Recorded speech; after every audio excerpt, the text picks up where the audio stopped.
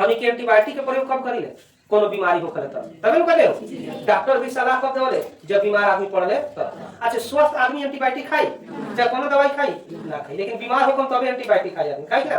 लेकिन कभी कभार का होकर कि जे लोग ना जानले बजा के एंटीबायोटिक लेके खा ली, लेकिन एंटीबायोटिक जब खा ली तो ओकर प्रभाव का होकर कि जे बाद में जब बीमारी होई तो ओकर प्रभाव कोनो ना पड़े।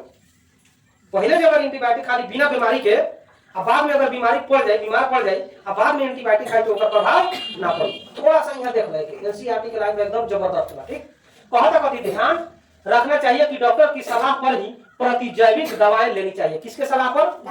डॉक्टर के सलाह पर ही। डॉक्टर अगर कहे कि हाँ आपको एंटीबायोटिक लेना है तब भी लेना है, नहीं तो नहीं लेना। ठीक है, तथा उस दवा का कोर्स पूरा करना चाहिए।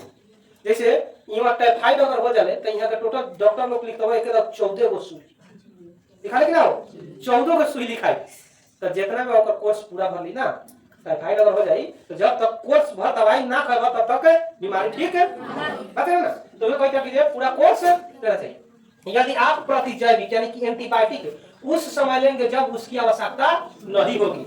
हमारे इतनी एंटीबायोटिक हमारा आवश्यकता नहीं कि हम एंटीबायोटिक ले लेंगे ना तो का बुरा हाल हुई देखला।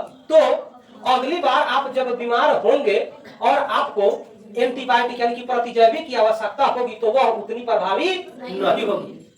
मान लीजिए हमें एंटीबायोटिक की जरूरत तो पहले ही नहीं थे, हम एंटीबायोटिक ले लेंगे। अगर अगला बार बीमार पड़ जाए नहीं अगला बार का होता बीमार अगर पड़ जाए नहीं तो वो समय का होगी कि दवा काम ना करे कभी वो समय दवा काम ना करे फिर कहता उतनी प्रभाव नहीं होगी। इसके अतिरिक्त अनावश्यक रूप से ली गई प्रतिजैविक यानी कि एंटीबायोटिक शरीर में उपस्थित उपयोगी जीवाणु भी नष्ट कर देती है। अगर जो उपयोगी हुई हमनी के काम करे वाला हुई को खत्म कर दी। फिर कहे जाते कि सर्दी जुकाम एवं फ्लू में प्रतिजैविक प्रभावशाली नहीं होती है।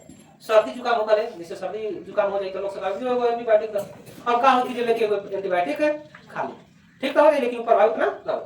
फिर कहते हैं कि यह रोग विषाणु द्वारा होता है। किसके द्वारा होता है? सर्दी खांसी किसके द्वारा होता है? तो यही से डॉक्टर से सलाह लेवल जाने की एंटीबायोटिक हम ली कि ना। अगर डॉक्टर कहे कि हाँ आपको एंटीबायोटिक लेना है तभी लीजिए नहीं तो नहीं लीजिए, नहीं तो आप पर बुरा प्रभाव डालेगा। ठीक है।